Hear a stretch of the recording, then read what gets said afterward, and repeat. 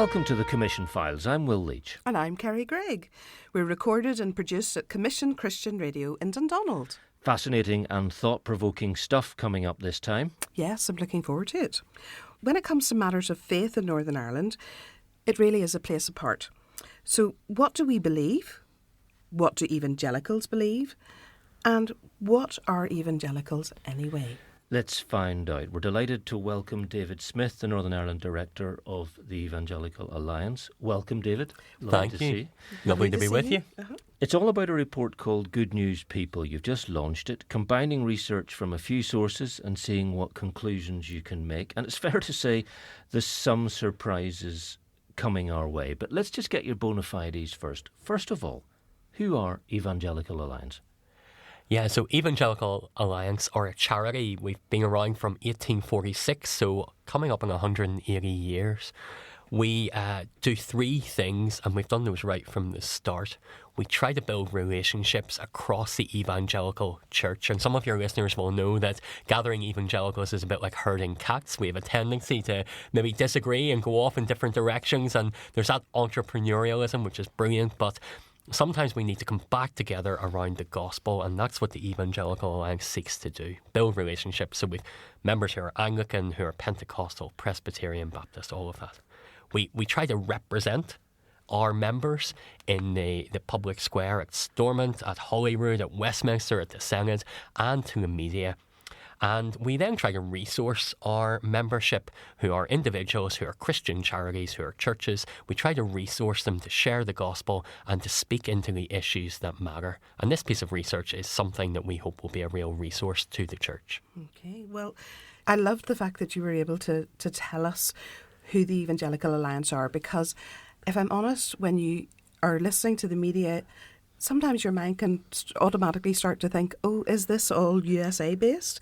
And when you think of right-wing conservatism, Trump, can you maybe sort of allay any fears there? Or do you align with them? Maybe you do. Yeah, I can be really clear on that. We certainly do not. We are an apolitical organisation. We are part of the Evangelical Alliance UK.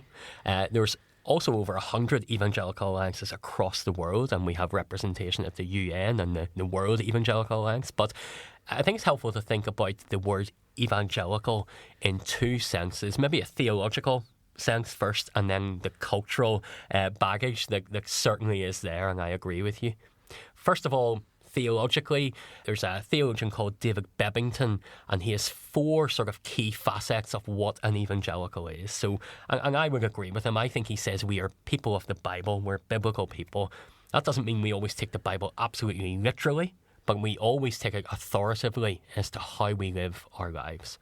We are cross people, we are cross centres, and so what Jesus did on the cross somehow changed everything. And so the cross is right at the centre of our faith with the Bible.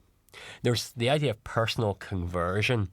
So this isn't a faith that we just imbibe or inherit. We actively decide, or at some point in our journey growing up in faith and church, we commit for ourselves. This isn't something we just wander into.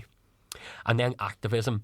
And so the history of evangelicalism, particularly in the UK, we think back to the abolition of slavery. We think back to lots of reformers who helped to end child labour, who set up lots of charities in the 1800s, the Clapham sect. That's sort of our inheritance here in the UK. So activism, personal conversion, the cross, the Bible, that to me describes the life of an evangelical.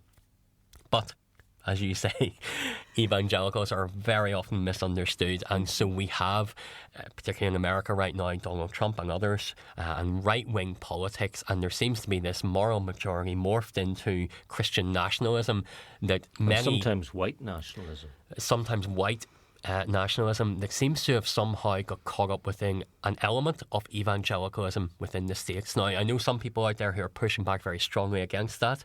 Here, locally, Donald Trump isn't so much of an influence, but we have figures like Ian Paisley, and again a kind of Christian nationalism that has wrapped up maybe the Union flag with the cross and the Bible and for God and Ulster type imagery. I should clear up, you mean the late Ian Paisley? I do, yes. And so I think we do need to be really careful, and it's something I'm very aware of as the head of the Evangelical Alliance, that the word evangelical can carry a lot of cultural baggage and often does need unpacking. And so, to be clear, a lot of our members we have very different political views. We are not a political organisation. We are neither right-wing nor left-wing. We believe the gospel of Jesus challenges us in many ways that don't fit in modern identitarian politics. I can just hear that elephant firmly banished from the room, which is excellent, because I want to crack on with this research. Why did you commission research? What did you want to find out, David? Yeah, really good question. So as we've just said, Northern Ireland is a very religious place, but it's also it's like any other part of the Western world in many ways. Right now, as we're recording this, there's teenagers sitting on their iPhones connecting with other teenagers in New York or in Sydney, and yet go to North Antrim this morning or South Armagh, and you will know that locality and religious background still has a very important part to play in our place. And so we know religion has shaped us in the past, but we were really interested to figure out, especially post-COVID, where are the church in Northern Ireland? How many people go to church? How many people pray, read the Bible? The census has shown us that 80% of people here identify as Christian. Now that's versus 46% in England and Wales. High rates of religious identification. But that's just identification. We want to know how many people actually practice their faith. And so that prompted our research. And that's what we really wanted to dive into, to explore a little more what faith in Northern Ireland looks like today. Could you maybe clarify how you went about this and just telling us about the type of polls and surveys and things like that? Yeah. So this report combines two data sets. There's public polling, and we commissioned a polling company called Savanta Comres to do that for us. They found 1,005 people who were broadly representative of the population in Northern Ireland, and that's been professionally weighted for religious background, for age, for sex, for ethnic minority background, so that it is broadly representative of Northern Ireland. And we gave them questions and developed questions with them and with some other people on a steering group, and put that out into the field. And that was carried out independently of us. We then did our own survey. That was an online survey that we shared widely on social media, and I suppose within the broader circles of the Evangelical Alliance and the wider church.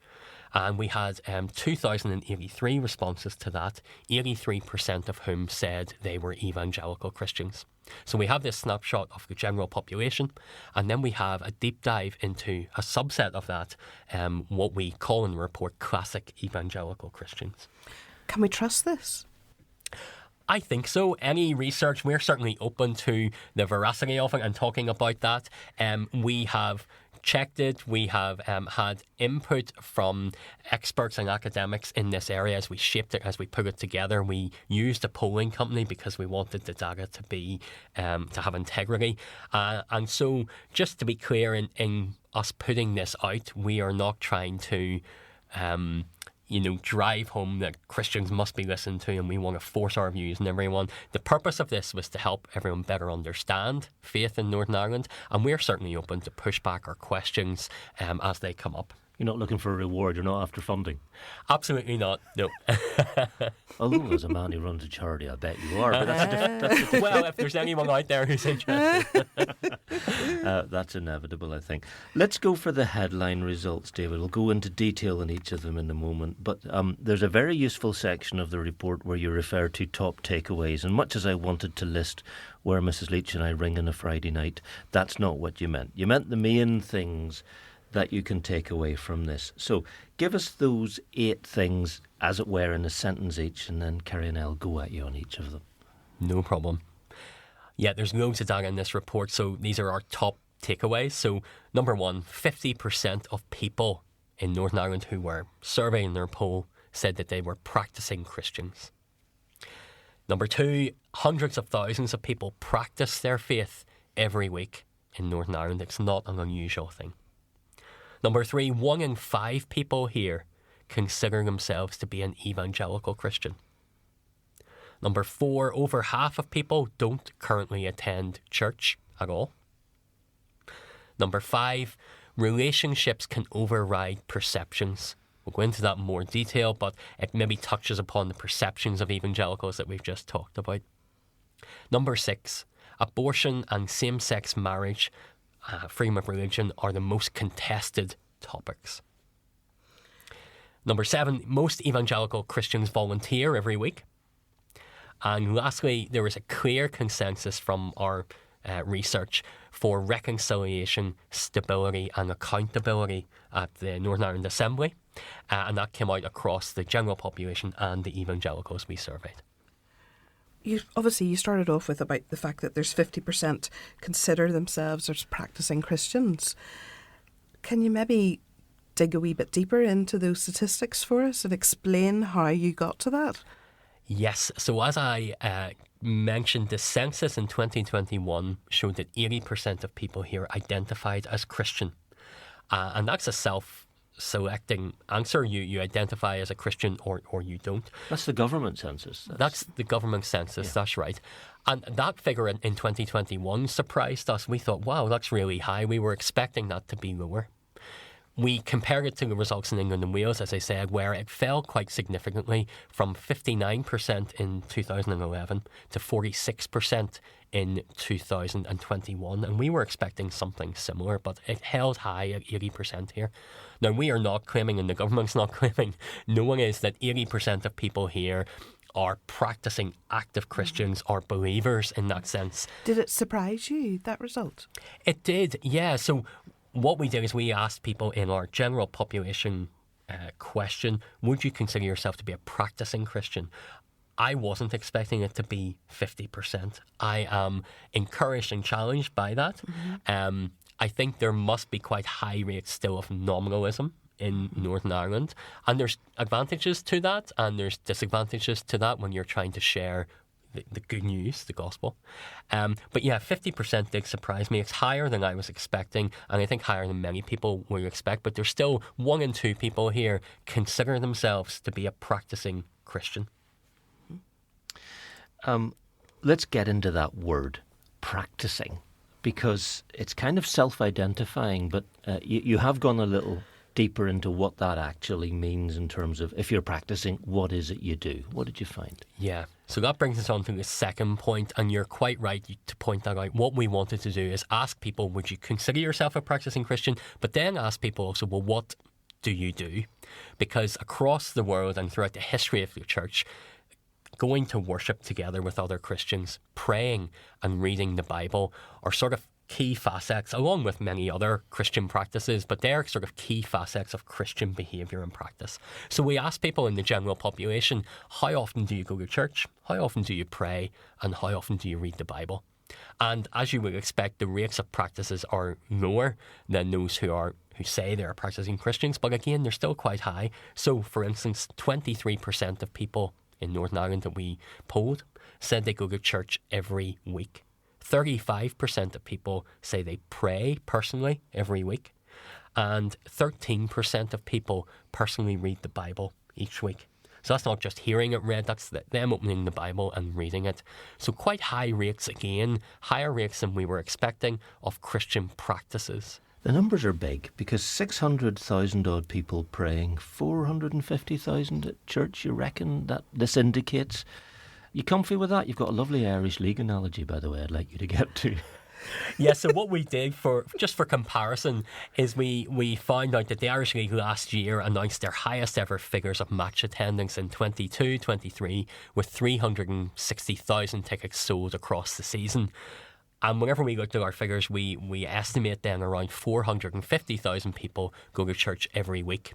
Now, I've sort of been analysing this a little bit, and my understanding is that people do sometimes overestimate how often they go to church, even though there was no one standing over your shoulder, their minister wasn't there with a big stick. So we do know that typically across lots of surveys, not just ours, people tend to overestimate a little. When you fill it in, you want to feel good about yourself. Well, you do, and I post-COVID, we are interested to see that the figures are this high. But other than, mark people's cards as they come in the door, we still think this is a good survey. It's a poll of the general population, and even if a little high, what we can clearly see is that there is a big difference between this part of the world and other parts of these islands. So, for instance, there was a survey by YouGov in 2022 that found 7% of people in England and Wales go to church every week, compared to 23% of people who say they go to church here. Now, again, maybe ask their ministers and they may say no. Or maybe we know what this is a snapshot in time.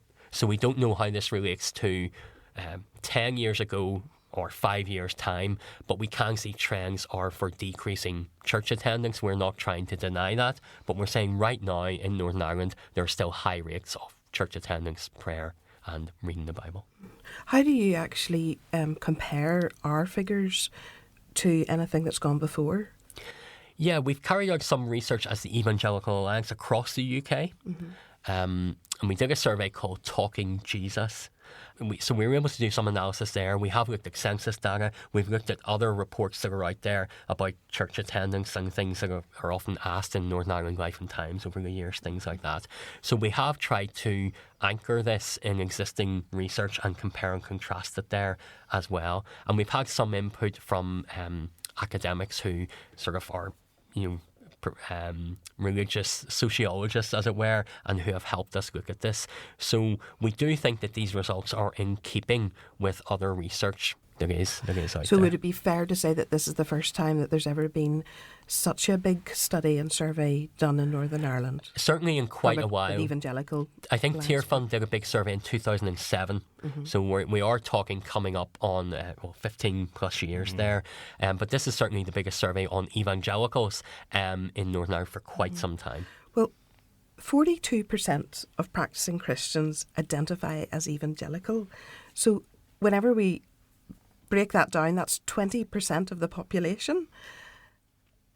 Yeah, well, come on. That's what we're I mean, both thinking. that's what I'm sort of trying to say. I mean, is this a fair sort of reflection? I must admit, I would question it. Yeah, this really surprised us. Again, this is the data from the polling company. This is not us extrapolating out from our survey. This is from the polling company. And what I was surprised by this, as we've talked about the cultural baggage of evangelicalism. I was surprised to see that 1 in 5 people here consider themselves to be an evangelical Christian. Now, we have called this group in the report broad church evangelicals, and I think this goes right across the church. And a really interesting fact we found from this data is that 38% of practising Catholics consider themselves to be evangelical. Now, I think that's quite a chunk of this figure, and that really surprised us. And we can go into national and unionist politics and all of that, but I think that's really interesting and really significant. And it shows that the word evangelical is not being defined really, really narrowly by lots of people. And actually, there's a lot of people who are quite happy to associate with that word and come under this broad umbrella. I have a very dear friend who recently let me know that he found a pamphlet from the 1980s entitled What It Means to be a Catholic Evangelical. So this is things people have been wrestling with and thinking about for a very long time. But yes, the figures are very, very interesting. The question I have about evangelicals and this high proportion, as we see it, identifying as one.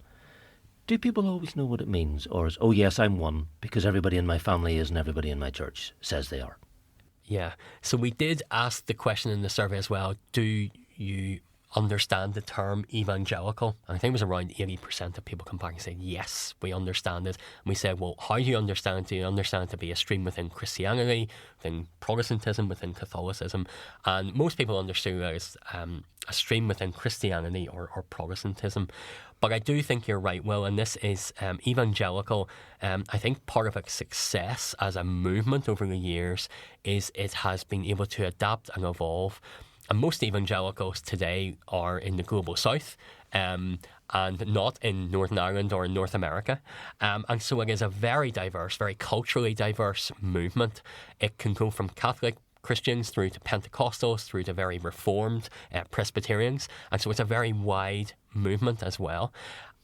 So I think that's part of its success. Maybe one of its downfalls or challenges is that it can be so wide, as we've seen maybe in America, it can become a cultural phenomenon that can be tied into politics that many people maybe identify with, but actually don't back to the theological definition, maybe don't actually fall within a theological understanding of what it means to be an evangelical. And here it's so often meant Protestant reunionist in the past. Do you think that's changing? I think this data shows that is changing, the high levels of Catholics who are identifying as evangelicals. And to me, that's a good thing, that we are not, evangelicals are not synonymous with one side of a nationalist debate about whether it's Irish nationalism or Ulster or British or unionist nationalism. I think it's healthy that evangelicalism cuts across that. And so I do think that is changing. Kerry, you've been very patient because I've been trumping all over your question. But here's one I was going to ask anyway, which is on to point 4. More than half of the population don't go to church. Let's explore that a little bit. How many people don't go, aren't interested in going? Yeah, so about, we found that 57% of people don't go to church at all. And so while church attendance rates are really high in Northern Ireland, and I suppose this correlates roughly with the practising Christians at 50-50. So I think this is another sort of piece of evidence that helps to fit together and support the findings. But 57% of people don't go to church at all. Of that 57%, about half say they would not consider going to church. They're just not interested. But of that 57%, around a third say they would consider going to a church service. And a third said that they would consider going to a community event or an activity at church, maybe the same third, most likely. And around 1 in 6 people said they would consider getting in touch with a local church if they needed practical or pastoral support. So while there's much in this report to be encouraged by, we are not trying to put a shiny, happy gloss on it all. There are challenges whenever almost 6 in 10 people don't go to church and it's not part of their life. There's challenges there, and as evangelical Christians who want to spread the good news, we can see that there's lots of our neighbours whom we might want to be talking to about Jesus, about faith, about church. And there's actually, though, a third of people who don't currently go who might be open to going. And maybe that's not what we're thinking whenever we think of people who don't go to church. Maybe we think they're just not interested at all. But actually a third say, yeah, I would consider going. We live from a culture, and I know there are many people who don't believe this, but predominantly the culture has always been, we have this great news, come to us and we'll tell you it. And that's what I think probably is changing in a lot of people thinking, because people are thinking, why should I go to you? Why should I go to your church if it's so great? Come and explain it to me. Yeah, I think in the models of evangelism, and so there's lots that this research doesn't do, and there's actually, I suppose, a challenge at the end. We don't want this to sit on the shelf. We want this to be brought out and discussed, and our plan for the year ahead is to get out with groups of local church leaders and do exactly that. But you've sort of talked about the models of evangelism, and I think the idea of just opening the doors of the church and saying, come in and we will tell you the gospel, those days, there's more challenges now. It's not to say that will never work, because a third of people would consider coming if they're maybe invited, but actually there is an impetus for us to get out and share the good news in local communities in everyday life. Coming to the 5th point that we were sort of having a wee look at, how evangelicals are seen. And when we look at the media viewpoint, pushy, fair, is that fair to say that?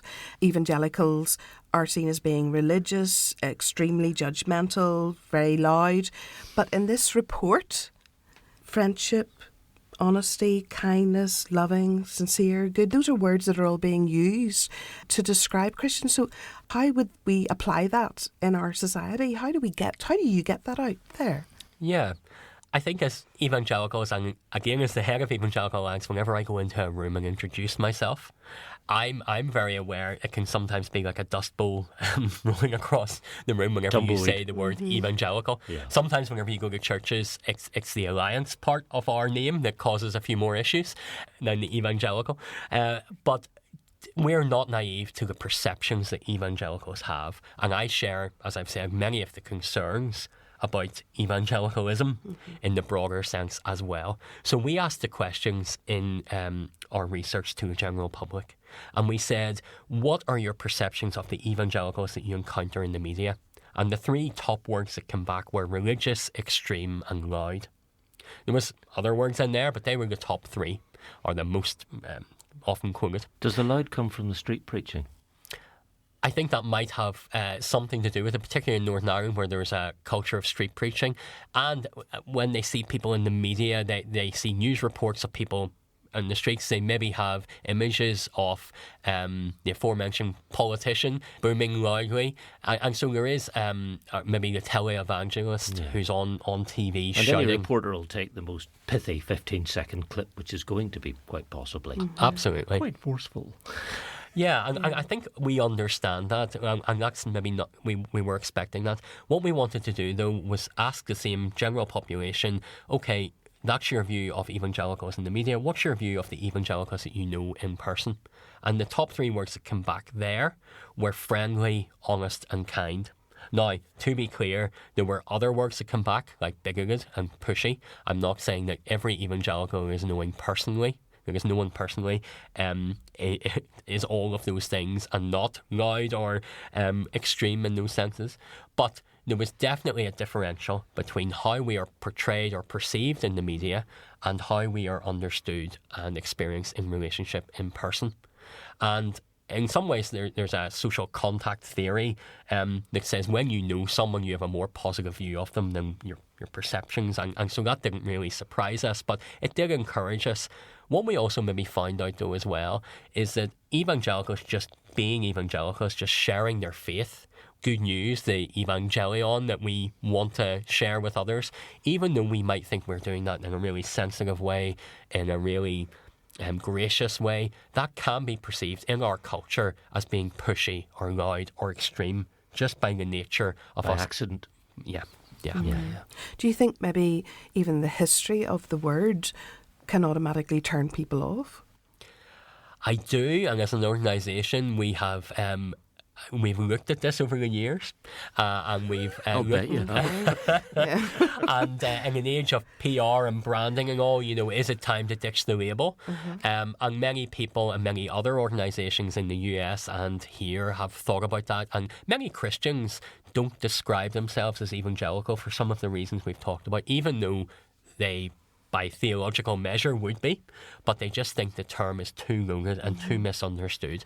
And so this may surprise, but as the head of the Evangelical Alliance, I think the word is really helpful in many contexts. I think theologically it's a really useful word, but I am not blind, and I'm certainly open to using other words in culture, in this cultural context, that are better suited. So we wouldn't send missionaries out to other parts of the world and insist that they use words that are going to create cultural barriers. So I think it's important that we are open to thinking about how we communicate as Christians and how we sort of refresh this word, how we bring new life and meaning to it, or for some, they will decide not to use this word. The cynic inside me actually is very relieved to hear you say that, because I do think there are so many perceptions out there that can nearly then put people off Christianity. So thank you, David, for clarifying that. You're listening to the Commission Files. We're going to take a very quick break.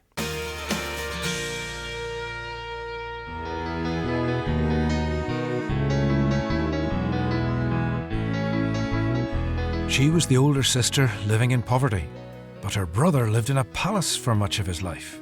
She believed he would rescue her people from slavery, but she didn't know how. Then God spoke. Moses, I am the God of your fathers. I have heard the cries of my people. I have come to rescue them and to lead them out of Egypt. Now go, you must lead my people Israel out of Egypt. You can hear Miriam and many other Bible drama stories online at Commission's website at commissionradio.org/programs.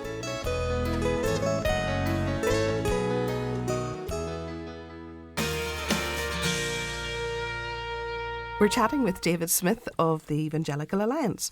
We're getting to the results and analysis of their new report, Good News People.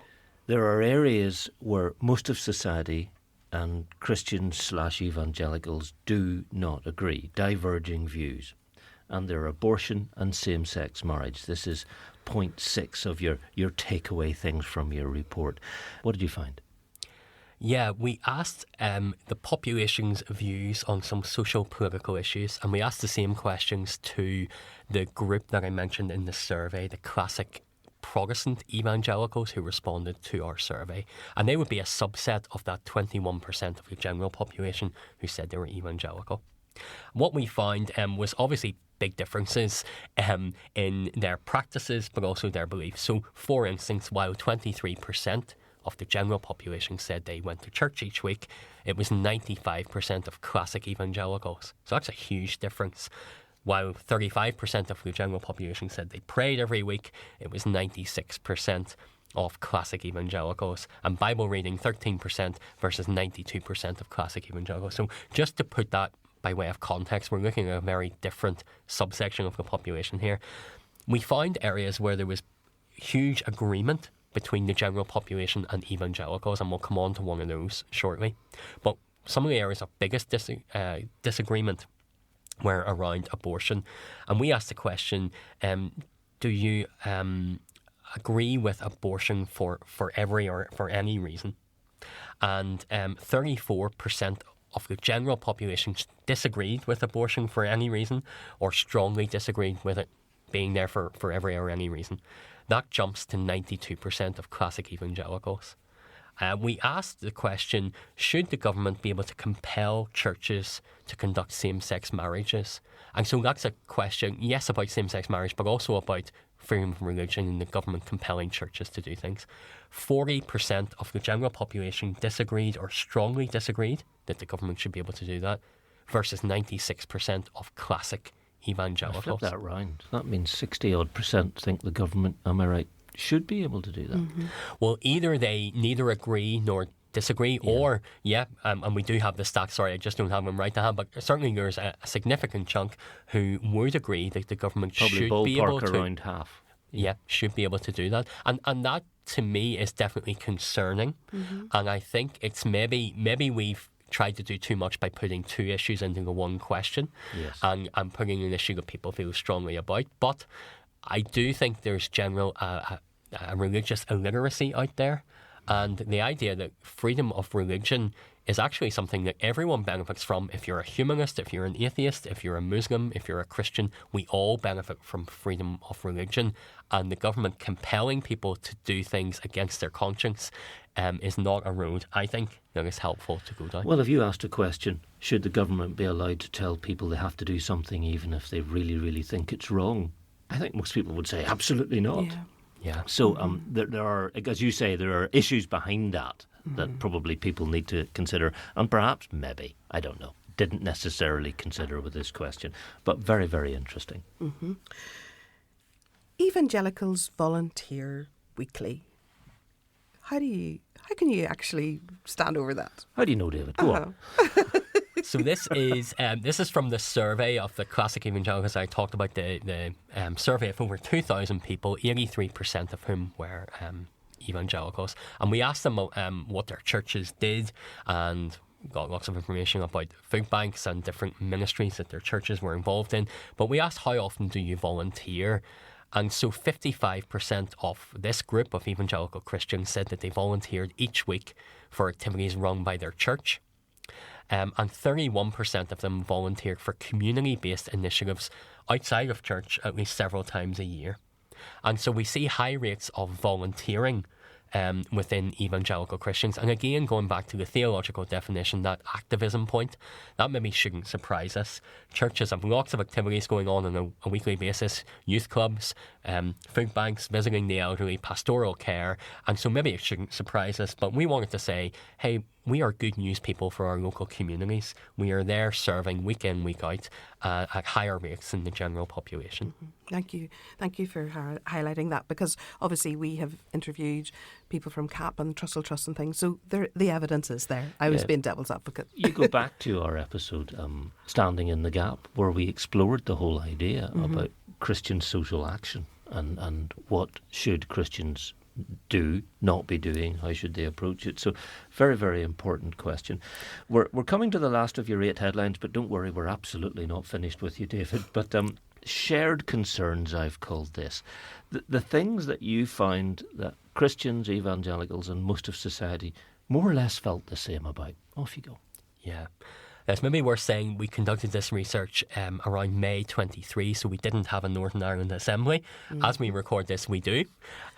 So it's asked in a slightly different context, but I think these results are more about long-term trends. So over 80% of both the general population and the sample of evangelical Christians that we surveyed, they agreed that, or strongly agreed, that more effort is needed to encourage peace and reconciliation in Northern Ireland.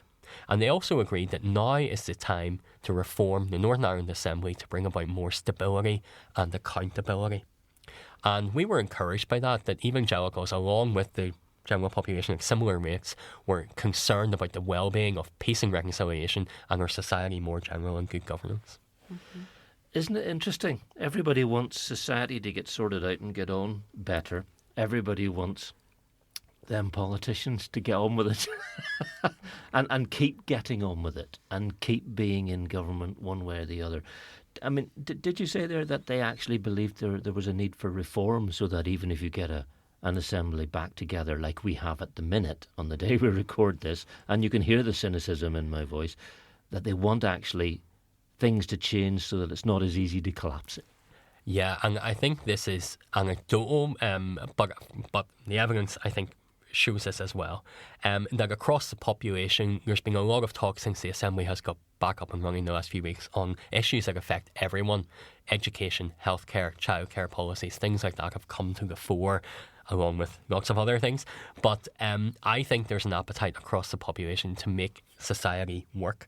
And we know that since devolution in 1998, that pretty much Wales and Scotland have ran for 26 odd years now, but Northern Ireland, their assembly has been down for just under half of that. So we just don't have the experience, the political capacity and experience that other devolved assemblies have. And so I think there is a real desire for just good, stable governance. Above constitutional politics, there's a desire across the board to deliver on things that matter for everyone. Mm-hmm. You mentioned earlier you used the term classic evangelical, and that brings me to ask you if you could just explain how, out of this survey and the report, that you came up with 4 types of evangelical. Yeah. Is it anything to do with what they wear? Nothing to do with what they wear. We didn't ask if they wore hats or whatever it may be. What we found as we looked at the data, both the general population data and the survey that I've mentioned, and the report tries to clarify and colour code all of this so it's easy for the reader to see where we've taken data from. But the 21% of the general population who said, I identify as an evangelical, I consider myself to be an evangelical, we've called those broad church evangelicals. They will be Catholic, Protestant, they could be conservative, liberal. These are people, they may be very religious in their practices, going to church week in, week out, or they might go once in a while but still consider themselves to be broadly, culturally evangelical. So there's more work that we'd like to dive into that 20% because that's fascinating. Yeah. But we've called those broad church evangelicals. We then have the classic evangelicals, that's from our survey data, and those are, that was 83% of our respondents say were overwhelmingly Protestant in their makeup. They were Presbyterian, Anglican, Methodist, Pentecostal, a wide range of backgrounds. Some ordain women, some don't, some baptise babies, some don't. So a wide range of sort of theological diversity in that. But they show very clear commitment to prayer, to reading the Bible, to going to church each week. They had high levels of volunteering. That's those. And they're the ones that felt most strongly about those sort of key issues that we were talking about. So we call those classic evangelicals. Mm-hmm. The third group that we identified was Catholic evangelicals, and this actually held up the publication of our report a little bit. Made you work a bit harder. It made us, absolutely. Good. Absolutely. And what we did, we wanted to hear from some of these people, this 38% of practising Catholics who said, yeah, I consider myself an evangelical. So we went to the Catholic Evangelical Initiative and a guy called Paddy Monaghan there. He helped put us in touch with some people. And so we have 4 sort of testimonies within the report of different Catholics who are practising Catholics and consider themselves to be evangelical. We also have a really helpful quote from Archbishop Eamon of Armagh, who has been really helpful in helping us understand this maybe movement of evangelicalism, of revitalisation, of renewal within the Catholic Church. Some of your listeners may know, but many Catholic schools and parishes now run alpha courses. There is a movement, a re-evangelisation, and the Pope himself has talked about the need for re-evangelisation. And so what we are seeing, I think, chimes with some of our understanding in other parts of the world as well, North America. And I think it's maybe as culture changes radically around us, people are either maybe leaving faith, or they are taking their faith seriously, and it is shaping every part of their lives. And so while Catholic evangelicals may not be like classic evangelicals in capital R Reformed sense, there's a lot of common ground that we would like to explore a lot more. Mm-hmm. As an evangelical alliance, we are absolutely predominantly Protestant in our makeup. We don't have any Catholic churches who would be members at a denominational level. We do have some individuals who are Catholics who support the work of the Evangelical Alliance, and we work closely with the Catholic Church on areas of public policy, like poverty, like sanctity of life, like the environment. All these sorts of issues we will work very closely with. So we work with them very closely, and I'm really keen that locally in Northern Ireland, given the makeup of Northern Ireland, that we explore this area more of Catholic evangelicals and classic evangelicals that we maybe more naturally represent, and how we work well, understand each other, build bridges together. There's one final group of evangelicals, and I think it's a group that evangelicals fear. It's the ex-evangelical, the person who's come out from among them. Explain. Yeah, so our survey had 2,000 odd people, and 5% of our respondents said they used to be evangelical, but they no longer consider themselves to be. So while only 5%, out of a survey of 2,000 people, that's still 100 people. And we had some really interesting quotes and data from them. In the general population, we also asked the question, do you consider yourself to be an evangelical? And the options were yes, no, or I used to, but I don't anymore. And in the general population, 1.6% of people tick that box. I used to, but I don't anymore. So even though that's small, 1.6%, that's comparable to, that's more ex-evangelicals in Northern Ireland than people who hold a faith other than Christian. So it's still a sizable group. And we asked people, why do you no longer consider yourself an evangelical? Some associated it with pushy evangelism. Some associated it with the sort of right-wing hardline Protestantism of loyalism, or with American right-wing politics, as we've discussed. Some picked out words like bigoted or outdated attitudes around LGBT people. Some felt they just didn't like the label anymore, as we've said. They would still say they were practising Christians, absolutely, but they thought the label was maybe actually a barrier to engaging with people about Jesus. And we found some differences. These ex-evangelicals in our survey were still highly committed people compared to the general population. They went to church, they read their Bible, they were still praying, but significant differences between classic evangelical and this group of people who no longer wanted to identify as evangelical. In coming to see what we take from this at the end of it all, David, and my word, you know your stuff, very impressive to hear you go through it. You're going to have come to some conclusions. You're going to be encouraged by some stuff. You're going to be challenged by some stuff. What are you thinking? I think this report contains both challenges and encouragements, and we're not out to paint a picture that everything's rosy and perfect in Northern Ireland or in the church, but there's definitely encouragements there. If 50% of people say they are practising Christians, then for those practising Christians out there, it's not an unusual or an odd thing. If 20% of people say they're evangelical, again, it's not an unusual thing. It's still a minority, but we, I suppose, as Evangelical Alliance, are keen to help people grow in their discipleship, in their apprenticeship to Jesus. So this report tells us a lot about the quantity of people's faith, how often they go to church, how they identify. We maybe would encourage people to think about the quality of their faith. Are they growing in their relationship with Christ? Are others coming to faith too? And so this is a snapshot in time but we'd be keen to do this again in 5 or 10 years and sort of see what has changed there. Yeah, I'm really encouraged by this survey.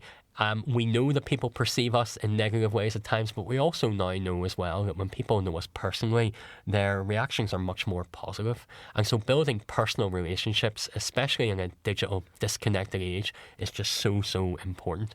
And so we want to land this really practically for people. We have a few questions at the end, and we encourage people to take it off the shelf, to bring it to life, and to sit round and talk about it. How can someone find this, or where do they go to look for it? It's all right for us. We've read it. Yeah.